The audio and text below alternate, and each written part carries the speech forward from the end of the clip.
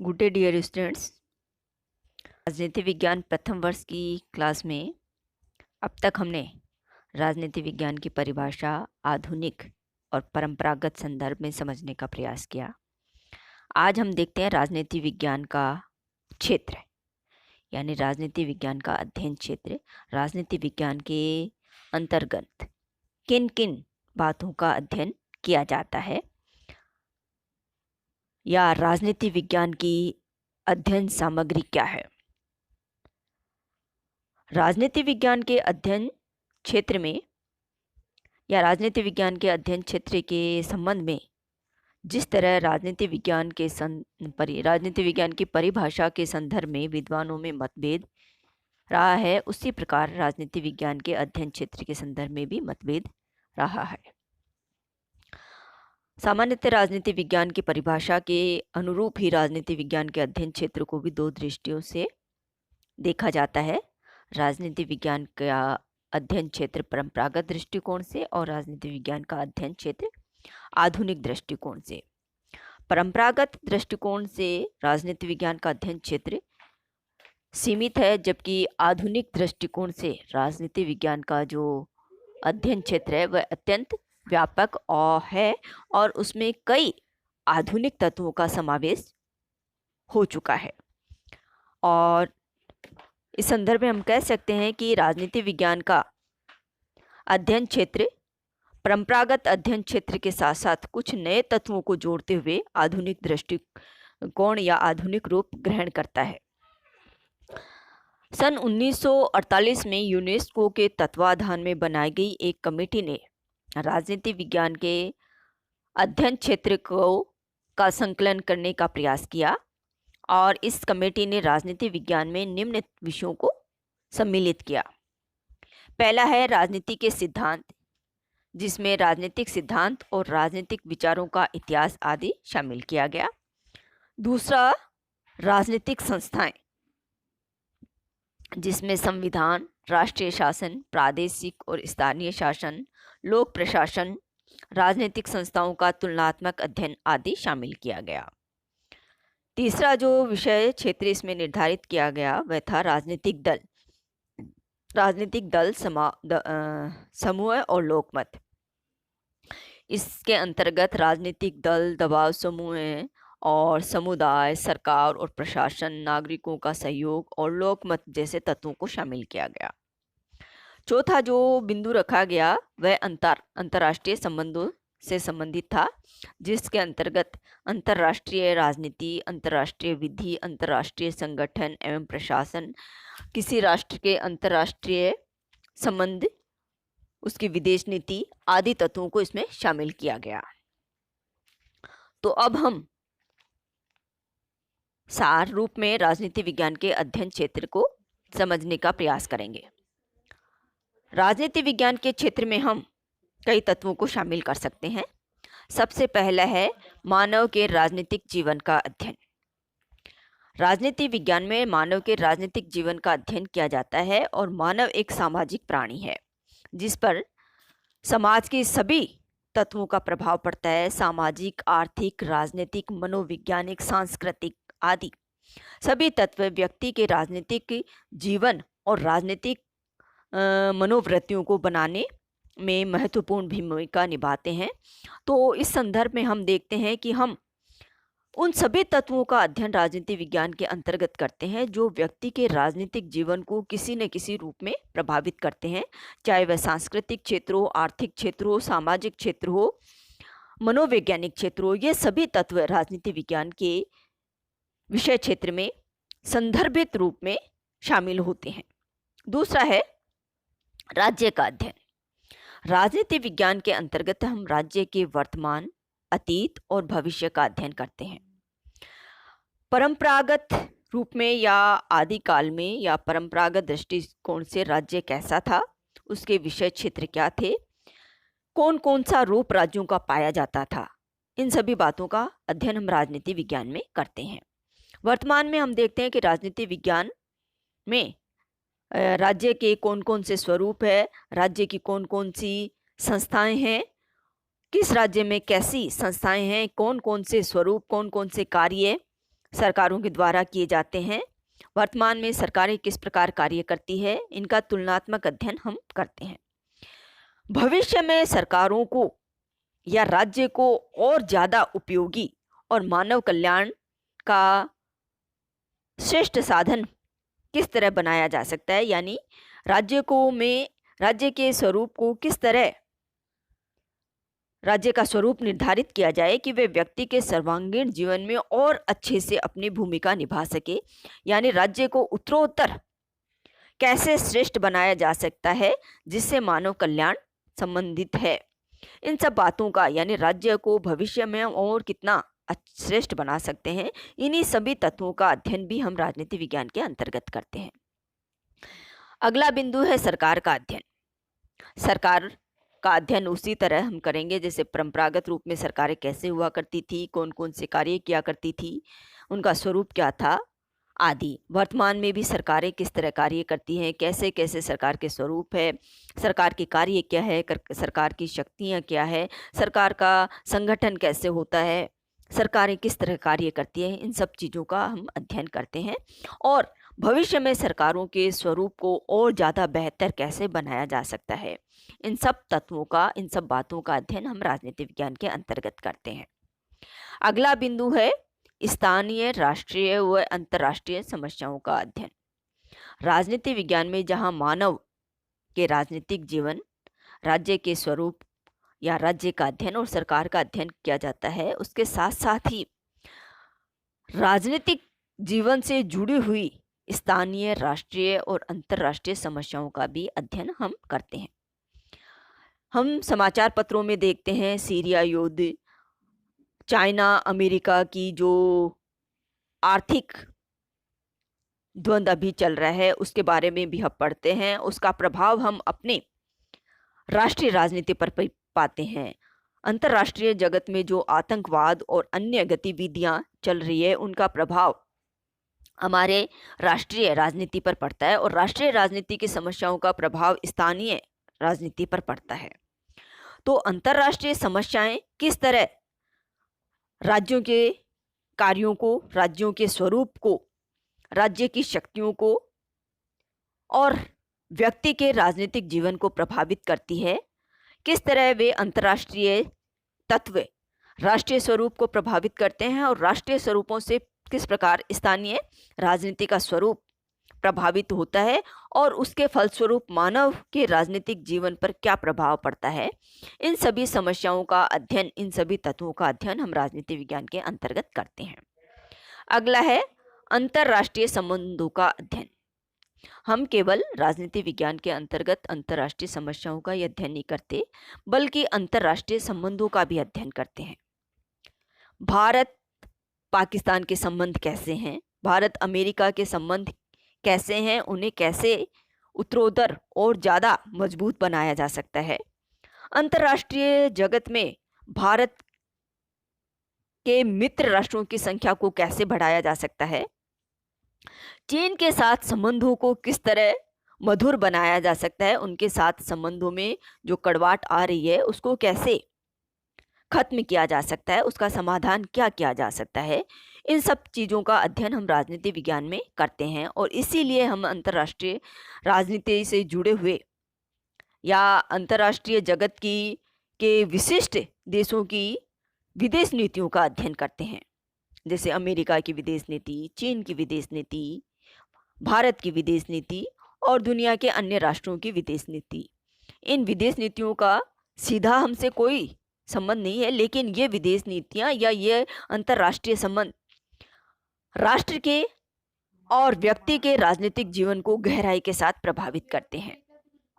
इसी के साथ साथ हम राजनीति विज्ञान के अंतर्गत राजनीतिक विचारधाराओं का भी अध्ययन करते हैं। राजनीतिक विचारधाराएं उदारवाद, मार्क्सवाद, पूंजीवाद आदि राजनीतिक विचारधाराओं का हम अध्ययन करते हैं। वाम दल, दक्षिणपंथी, ये सब शब्द हम रोज समाचार पत्रों में पढ़ते हैं।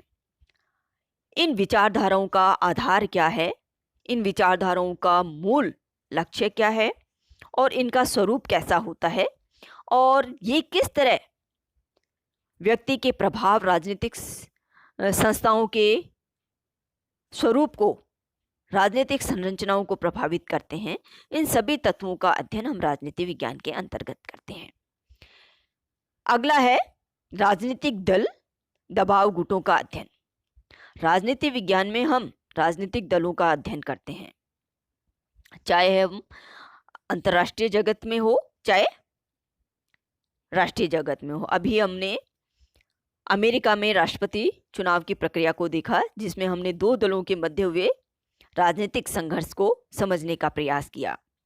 हम भारत में भी भारत के प्रमुख राजनीतिक दलों का स्वरूप, उनके मूल उद्देश्य, उनके सिद्धांतों, उनके लक्ष्यों, उनके दृष्टिकोणों को समझने का प्रयास करते हैं, क्योंकि राजनीतिक दल व्यक्ति के और सरकारों के स्वरूप को, व्यक्ति के राजनीतिक जीवन, राजनीतिक विचारधारा, राजनीतिक मानसिकता और सरकारों के स्वरूप को गहराई के साथ प्रभावित करते हैं और ये पूरे राजनीतिक प्रक्रिया इससे रूपांतरित होती है। तो हम राजनीति विज्ञान में राजनीतिक दलों का अध्ययन करते हैं, इसके साथ साथ हम दबाव गुटों का भी अध्ययन करते हैं। दबाव समूह क्या है, इनका स्वरूप क्या होता है, इनका लक्ष्य क्या है और किस प्रकार ये राजनीतिक संस्थाओं के स्वरूप को, उनके कार्यों को, उनके निर्णय प्रक्रिया को प्रभावित करते हैं, इन सभी तत्वों का अध्ययन हम करते हैं। और वर्तमान में आधुनिक दृष्टिकोण से जो परिवर्तन या नए विषय क्षेत्र राजनीति विज्ञान के अंतर्गत जुड़े हैं, उनके तहत हम शक्ति का अध्ययन करते हैं। शक्ति क्या है, शक्ति का स्वरूप क्या होता है, शक्ति किस प्रकार राजनीति संस्थाओं, राजनीतिक कार्यकर्ताओं और राजनीतिक प्रक्रिया को प्रभावित करती है। समूह क्या होते हैं, समूह का या समुदाय का अध्ययन इसके अंतर्गत किया जाता है। शक्ति को किस तरह नियंत्रित किया जाता है, निर्णय निर्माण की प्रक्रिया क्या है, निर्णय कैसे होते हैं, उन पर किन किन तत्वों का प्रभाव पड़ता है। यानी राजनीति को क्रियात्मक और सैद्धांतिक दोनों दृष्टिकोणों से समझने का प्रयास राजनीति विज्ञान के अंतर्गत किया जाता है। वर्तमान में हम राजनीति को एक अंतर अनुशासनात्मक अध्ययन दृष्टिकोण के रूप में देखते हैं या इसका अध्ययन करते हैं। इसका तात्पर्य है कि हम राजनीति विज्ञान को संदर्भित या प्रासंगिक उन विषयों के साथ जोड़ने का या उन विषयों को संदर्भ में उनका अध्ययन करने का प्रयास करते हैं जो किसी न किसी रूप में राजनीति विज्ञान के स्वरूप को और राजनीति विज्ञान को प्रभावित करती है, चाहे वह इतिहास हो, मनोविज्ञान हो, अर्थशास्त्र हो, दर्शन शास्त्र हो। तो हम राजनीति विज्ञान को एक सामाजिक विज्ञान के संदर्भ में समझने का प्रयास करते हैं और समाज के अन्य विषय राजनीति विज्ञान को किस तरह प्रभावित करते हैं, इन सभी तत्वों का अध्ययन भी हम राजनीति विज्ञान के विषय वस्तु के अंतर्गत करते हैं। तो हमारा राजनीति विज्ञान का विषय क्षेत्र अत्यंत विस्तृत है। जैसा कि मैंने राजनीति विज्ञान की परिभाषा करते हुए एक बार कहा था कि राजनीति विज्ञान व्यक्ति के जीवन को जन्म से पहले और मृत्यु के बाद तक प्रभावित करती है। यानी कहने का तात्पर्य है कि हम राजनीति विज्ञान में उन सभी तत्वों का, उन सभी बिंदुओं का अध्ययन करते हैं जो किसी न किसी रूप में व्यक्ति के राजनीतिक जीवन को, राजनीतिक क्रिया को, राजनीतिक विचारधारा को और राजनीतिक मानसिकता को बनाने में भूमिका निभाती है। तो राजनीति विज्ञान का अध्ययन क्षेत्र अत्यंत व्यापक है। यह व्यक्ति के संपूर्ण जीवन से जुड़ा हुआ है, चाहे वह सांस्कृतिक क्षेत्र हो, आर्थिक क्षेत्र हो, राजनीतिक क्षेत्र हो, मनोवैज्ञानिक या दार्शनिक क्षेत्र हो। अब हम बात करते हैं राजनीति विज्ञान के नामकरण की या राजनीति विज्ञान के लिए उचित शब्दावली की। जैसा कि हमने अभी बात की कि राजनीति विज्ञान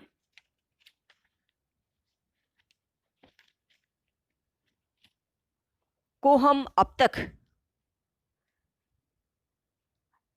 कई रूपों में, इसके राजनीति विज्ञान के लिए कई शब्दों का प्रयोग किया जाता है, जैसे राजनीति, राजनीति दर्शन, राजनीति विज्ञान।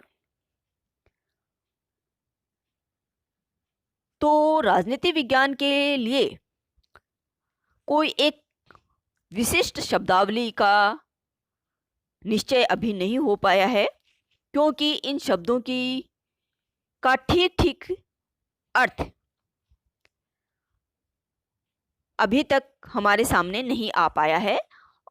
और इसका प्रभाव ये पड़ता है कि राजनीति विज्ञान के लिए कौन सा शब्द उपयुक्त है, इस संदर्भ में विद्वानों में अभी पूरी तरह एकमतता नहीं हो पाई है। लेकिन वर्तमान में राजनीति को राजनीति विज्ञान के रूप में सर्वाधिक पसंद किया जाता है और विद्वान राजनीति विज्ञान के रूप में राजनीति का अध्ययन करना या राजनीति विज्ञान के लिए राजनीति विज्ञान का शब्द सबसे ज़्यादा प्रयोग करते हैं। राजनीति विज्ञान के लिए किन किन शब्दावलियों का प्रयोग किया जाता है या इसकी टर्मिनोलॉजी क्या है, कौन कौन से शब्द राजनीति विज्ञान के लिए प्रयुक्त किए जाते हैं और क्यों उनको हम नकारते हैं, इस बारे में हम इसका चर्चा करेंगे। राजनीति विज्ञान के लिए सबसे पहला शब्द है राजनीति। परंपरागत रूप से राजनीति विज्ञान के लिए राजनीति शब्द का ही प्रयोग किया जाता रहा है, जैसा कि हम देखते हैं कि अरस्तु ने अपनी पुस्तक का नाम पॉलिटिक्स रखा है। पॉलिटिक्स यानी राजनीति। कई अन्य विद्वान जैसे जेलिनेक, हॉजेनडॉर्फ, सिज्विक आदि विद्वान राजनीति विज्ञान के लिए राजनीति शब्द का प्रयोग करना ज़्यादा पसंद करते हैं। कुछ लेखक राजनीति विज्ञान के लिए राजनीतिक शब्द को उपयुक्त शब्द नहीं मानते और वे ये कहते हैं कि राजनीति विज्ञान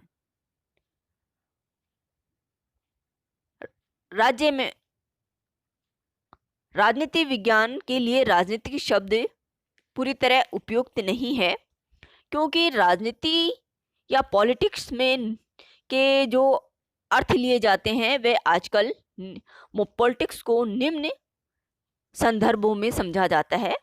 पहला है राजनीतिक व्यवहारिक राजनीति, यानी राजनीति शब्द का जब हम प्रयोग राजनीति विज्ञान के लिए करते हैं तो वह व्यवहारिक या राजनीति के क्रियात्मक पक्ष को ही प्रदर्शित करती है। यानी राजनीति शब्द से उस कौशल का भान होता है जिसके द्वारा कोई दल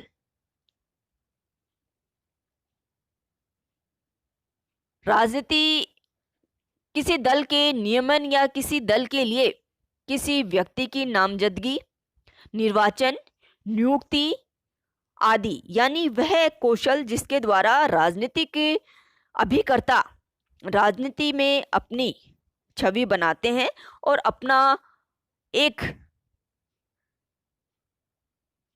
वजूद बनाते हैं, अपने लिए एक उचित स्थान की प्राप्ति करते हैं, उस कौशल के संदर्भ में राजनीति शब्द का प्रयोग किया जाता है।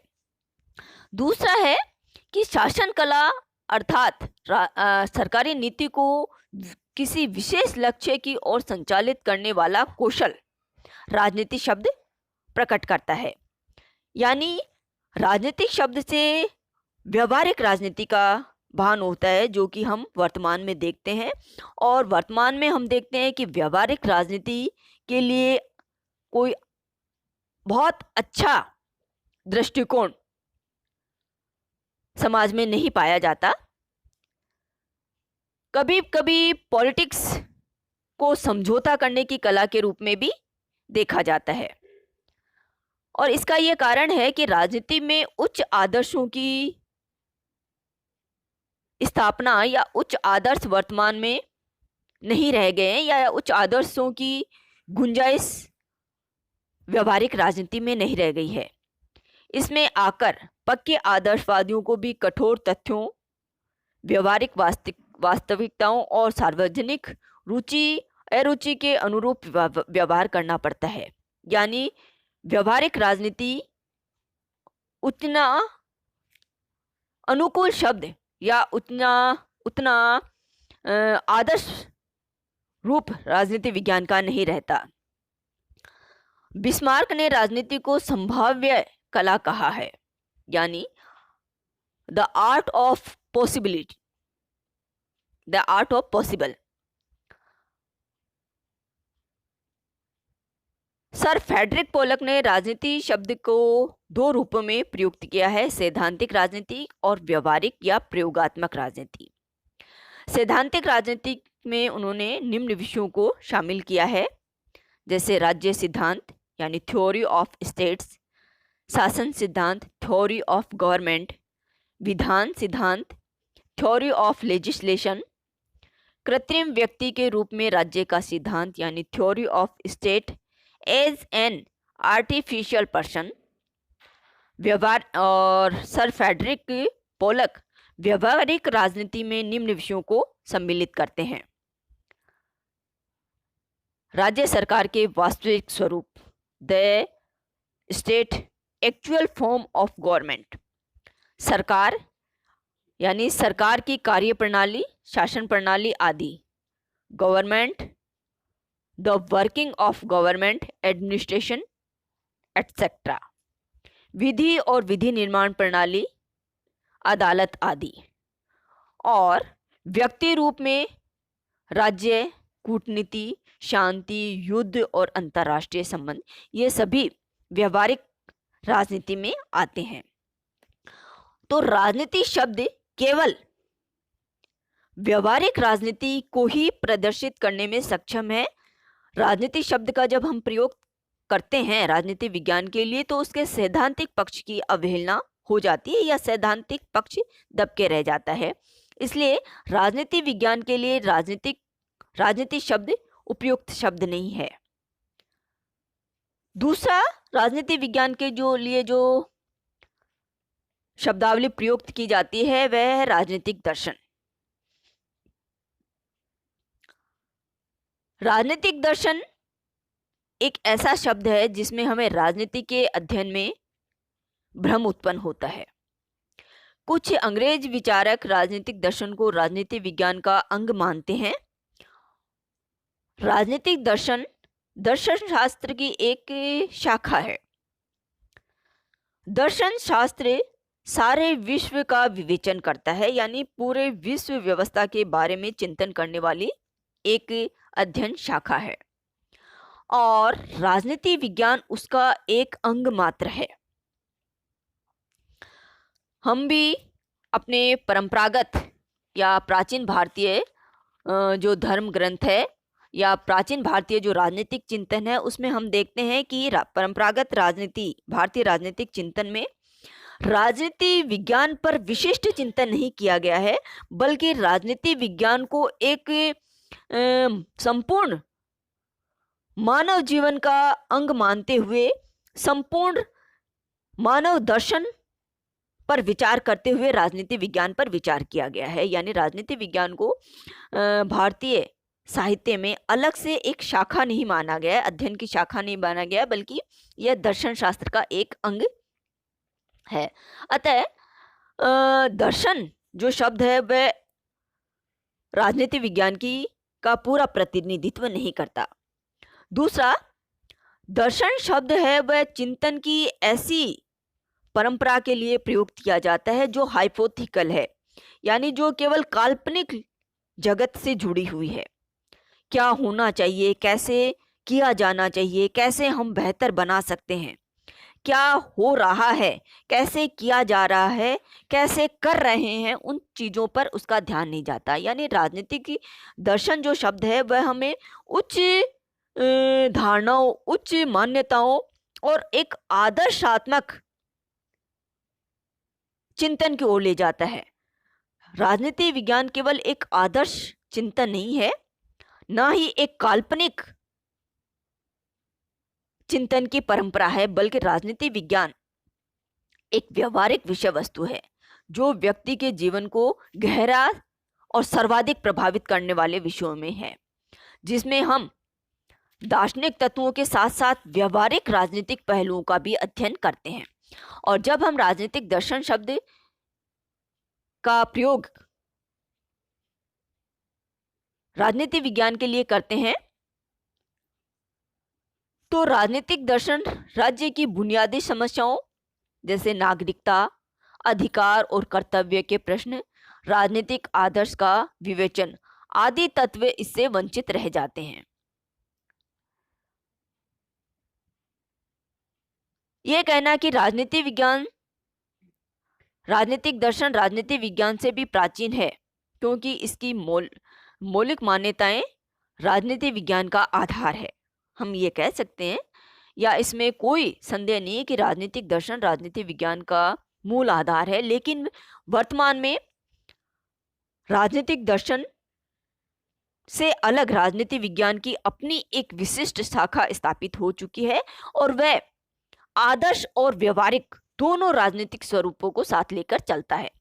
तो राजनीति विज्ञान के लिए राजनीतिक दर्शन शब्द है वह उपयुक्त शब्द नहीं है। यह उसकी मौलिक प्रवृत्ति को नहीं दर्शाता है, बल्कि वह राजनीति विज्ञान के लिए एक काल्पनिक जगत की अवधारणा की तरफ ले जाता है, या काल्पनिक चिंतन के स्वरूप को ही दर्शाता है। राजनीति विज्ञान व्यवहारिक विषय भी है, अतः राजनीतिक दर्शन शब्द है वह राजनीति विज्ञान के लिए उपयुक्त शब्द नहीं है। अगला है राज्य सिद्धांत। राज्य दर्शन की अपेक्षा राजनीतिक सिद्धांत शब्द राजनीति विज्ञान के लिए अधिक उपयुक्त लगता है।